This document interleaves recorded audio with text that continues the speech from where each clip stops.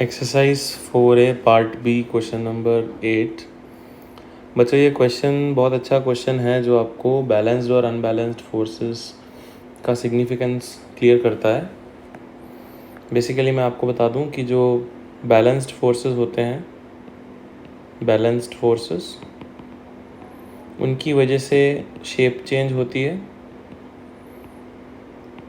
या आप ये कह सकते हैं कि जो डिफॉर्मेशन होती है, जो डिफॉर्मिंग फोर्स लगता है, वो बैलेंस्ड फोर्स की वजह से होता है। और अनबैलेंस्ड फोर्स जो हैं वो शेप चेंज नहीं करते, वो एक्सेलरेट करते हैं, एक्सेलरेट कराते हैं सिस्टम को, एक्सेलरेट। तो एक्सेलरेशन से शेप चेंज नहीं होती, स्ट्रेस डेवलप नहीं होता। शेप चेंज यानी कि बैलेंस्ड फोर्सेस की वजह से स्ट्रेस डेवलप होता है।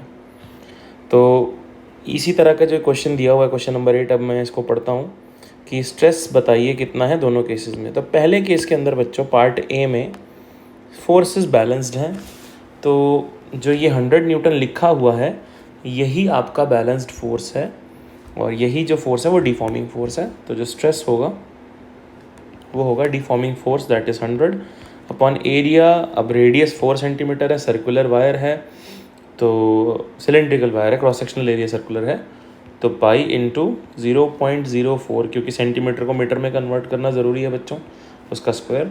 तो ये आ जाएगा 19894.37 Newton per metre square calculate करके। अब जो अच्छा पार्ट है बच्चों वो बी पार्ट है।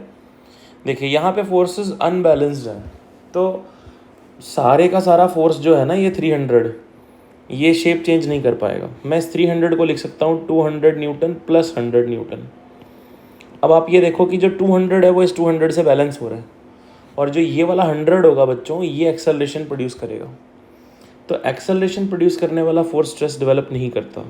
तो इसका मतलब आपको अगर दो तरफ से फोर्स लग रहा है, एक तरफ से ज़्यादा लग रहा है, एक तरफ से कम लग रहा है, तो जो कम फोर्स है उसकी वजह से ही डिफॉर्मेशन या डिफॉर्मिंग स्ट्रेस पैदा होगी, हम डिफॉर्म कर पाएंगे। यानी कि 200 फोर्स न्यूटन जो है वो बैलेंस्ड है और वही शेप चेंज करेगा।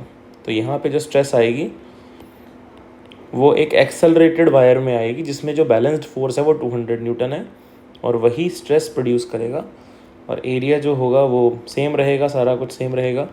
तो जो आंसर है वो क्लियरली कैलकुलेशंस बता रही है, ऊपर वाले का डबल आएगा, that is 39788.74 newton per metre square, and this is the solution to this problem. Thank you.